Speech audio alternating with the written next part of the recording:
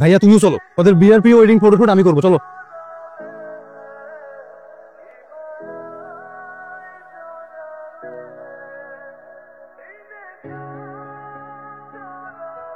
বাকি টাকা কি মানে বিদেশে যাওয়ার আগে দিয়ে দেবে? যাওয়ার আগে দিয়ে দেবো। মানে ট্রলারে করে ইন্ডিয়া দিয়ে প্রথমে শ্রীলঙ্কাতে যাবে, শ্রীলঙ্কা দিয়ে হলো ইয়েমেনে ঢুকবি, কিন্তু ইয়েমেন থেকে গেলে এরপর সোমালিয়াতে ঢুকবি, তাই তো? সোমালিয়ার লোকজন কিন্তু ভালো না, হালাকে মনে কোনো মায়া দেয় না, ঠাস ঠাস করে মারে। সাবধানে থাকিস বন্ধু। তুই আগে যা, যাই কাজ কাম শুরু কর, এরপর আমি 1 বছর পর আইতেছি। কি হলো হঠাৎ ডাক দিলা যে? শরীর ভালো কিন্তু মন ভালো না। তা মন কি কারণে ভালো না? সেটা হলো আপনি এখন আমার নিয়ে ঘুরতে যাইবেন। ঘুরতে গেলে গ্রামের মানুষ কি করি? আপনার আর আমার যে বিয়া ঠিক হয়েছে 5 গ্রামের সব মানুষ জানে। এখন চলেন ঘুরতে নিয়ে যান আমারে। ঠিক আছে, উঠো। আচ্ছা চলেবেন, আমি সাথে পড়ে না যাই।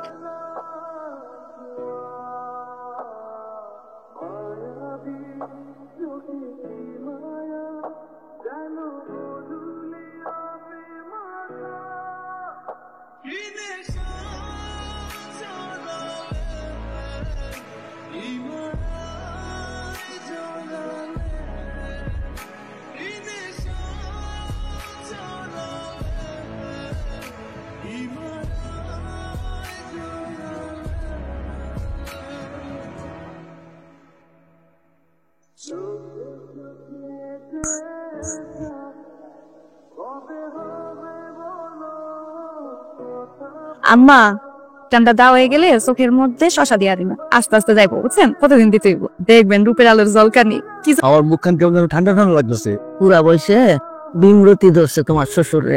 ধরেন না, হ্যাঁ তাহলে কিন্তু পড়ে যাইবো, সেরকম লাগবে না। হ্যাঁ বৌমা আর কতক্ষণ? আইতাছি আপা। আরে ভাইজান, তোমার বিদেশ যাওয়ার তারিখ কি ফাইনাল হয়েছে? আল্লাহ বাসায় রাখলে আগামী সপ্তাহে রওনা দেবো। তোমার আব্বার জন্য নাস্তা পানির ব্যবস্থা করো। আসেন দেখবেন, আসেন। কি হইলো, তুমি মন খারাপ করতেছো কেন? আমি তো 2 বছর পরে চলে আমার ছুটি নিয়ে। শুনেন, আপনি যাইতেছেন ভালো, এটা সত্য, আপনার মাইরা নিতেই। কাজ শেষের সাথে সাথে আমার ভিডিও কল দিবেন, আপনি যত বিজি থাকেন না কেন। 1 সেকেন্ডের লেগে হইলো আমার ফোন ধরতে হইব, ওখানে কোনো মায়ের লগে ছবি তুলবেন না। এবার চতুর্থ ডাকলাম, এগুলা পালন করতে হইব। ঠিক আছে। আপনার সব পছন্দের খাবারগুলো আজকে আমি রামছে, ইচ্ছা মতো খাইবেন। শোন, আমার কিন্তু সব দায়িত্ব তোর উপরে, পুরো বাড়ির দায়িত্ব। সন্ধ্যার পরে আড্ডা দিতে যাও, তাস খেলতে যাও, টিভি দেখতে যাও, লড়বো না। বাড়ি নিয়ে কোনো চিন্তা করো না, আমি সত্যিই খারাপ নেই। এখনো কিছু লাগলে আমার বাবার ফোন দিব।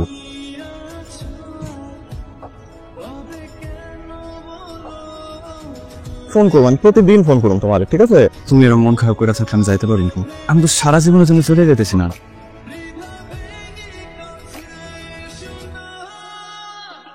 তাড়াতাড়ি চলো।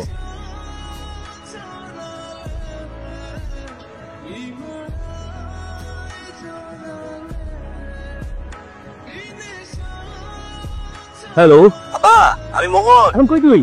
আমি শ্রীলঙ্কা। এই তোমরা কই? আপা আপনি চিন্তা করেন না, আমারও বললেন আমার জন্য চিন্তা না করতে। রেশমির লোকে কত গো? আচ্ছা দেন। হ্যালো, কেমন আছেন? আমি ভালো আছি, ঠিক আছে, তুমি চিন্তা করো না। আল্লাহর কাছে আমার জন্য দোয়া করো জানো। আপনি গেছেন মাত্র 2 দিন হয়েছে, আর আমার কাছে মনে হইতেছে অনেক দিন হয়ে গেছে। আর মাত্র কয়েকদিন, তারপর তো প্রতিদিনই তুমি আমরা দেখতে পাবো। এখন রাহি, পরে সময় হলে ফোন দিব না, হ্যাঁ? তোমার কি বেশি কষ্ট হইতেছে যাইতে?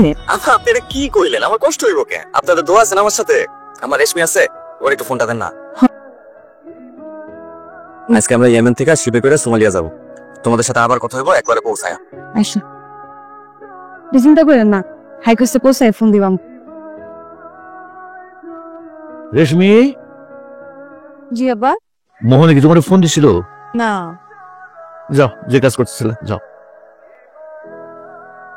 কোনো সমস্যা হলো নাকি? তো 5 দিন ধরে ফোন করতেছে না। তুমি যাও, চিন্তা করো না। মোহনের তো 6 দিন হলো কোনো খোঁজ নাই। কোনো বিপদ আপদ হয়নি তো বাবা? বিপদ হবে কেন কাকা? কিন্তু সেটা তো বেশি সময় লাগার কথা না। আমি দেখছি কি করা যায়।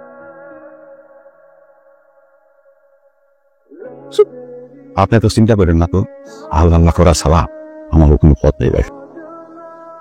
কাকা, মোহনরা তো সোমালিয়ার জঙ্গলে গিয়ে দল হয়ে একটা দল উত্তর দিকে গেছে আর একটা দল দক্ষিণ দিকে। মোহনরা তো ছিল উত্তর দিকে দলে, দক্ষিণ দিকে যে দল ছিল তারা সবাই সাউথ আফ্রিকা পৌঁছে গেছে। বুঝতে পারতেছি না কি হলো। পুরা জঙ্গল থেকে 2 দলে ভাগ হয়ে 2 দিকে গেছে। একটা দল সাউথ আফ্রিকায় পৌঁছে গেছে, কিন্তু মোহনে তোলে কি আর করা যাবে? আল্লাহ আল্লাহ কর, কেউ ভালো নাই। সোমালিয়া মর্টানে জেরি কোডল্যান্ড জঙ্গলে সাউথ আফ্রিকা যাওয়ার সময় 10 বাংলাদেশের সহ গুলি করে হত্যা করেছে জলদস্যুরা।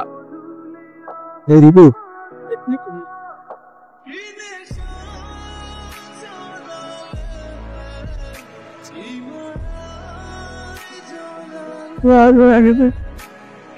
আসসালামু আলাইকুম।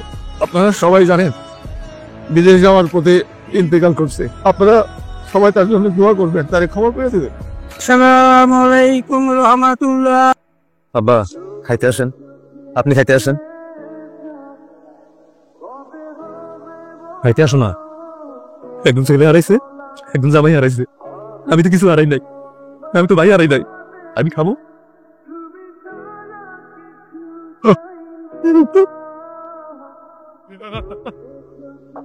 বাবুল কয়েল আছে না? আপনার পোলা তো বাচ্চা নাই, আপনার পোলার মতো জোয়ান মাইয়া কখন কি কেলেঙ্কারি করে বসে বলা তো যায় না। আরে ইয়ে একটা দেওয়ার আছে। রিঙ্কু ভাই তো আগে তো বাজারে আইতো আড্ডা উড্ডা দিত। আমার ব্যাপারে তো আপনারা সবকিছুই জানেন। আমার দুইটা ছোট ছোট বাচ্চা রেখে ওদের মা ক্যান্সারে মারা গেল। অনেক কষ্টে বাচ্চা দুইটারে মানুষ করতেছি। রেশমিরও তো স্বামী মারা গেছে। ব্যাককেলের মতন কাজ করে ফেললেন, কিন্তু মেয়েরে আপনাদের ঘরে রেখে দিচ্ছেন। আপনার জোয়ান সেভেন জোয়ান মাইয়া বাসায় নাকি একটা বিধবা বউ আছে। বান্দার ধৈর্য পরীক্ষা করেন। আপনি ঠিকই বলছেন ভাইজন। আমি বলি কি, আমি আমার মেয়েটাদের আবার বাড়িতে নিয়ে আসি। রেশমিনে আমি এই বাড়িতে আর ফেরত আনতে দিব না। রেশমি তো তোর মেয়ে না, আমি তোর বাবা। কিন্তু আবার তো আরেকটা পোলা আছে, রেশমির সাথে রিঙ্কুর বিয়ে দিই। পিতা মোহাম্মদ মকিন সর্দার। বলেন মা কবুল।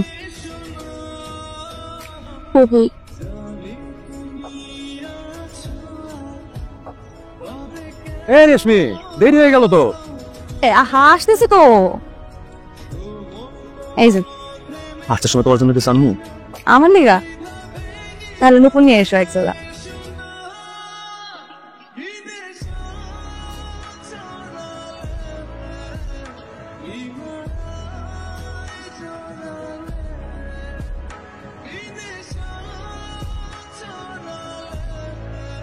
যখন জঙ্গলের গভীরে পৌঁছালাম, একদম সোমালিয়ান দস্যু আমাদেরকে আটকে ফেলায়।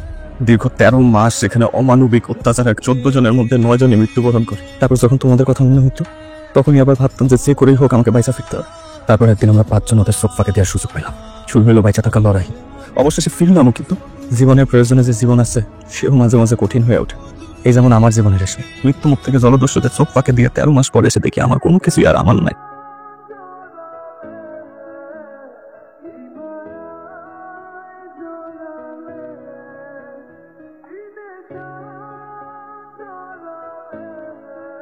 আমার তুই মাফ করে দিস, এই ছিল আমার কোনো উপায় ছিল না। বাবা রে, মরে গেছিলি, এটা তো বাবা ছিল। যে ফেরত আইলি, বাইসে থেকে সব সহ্য করা যায়।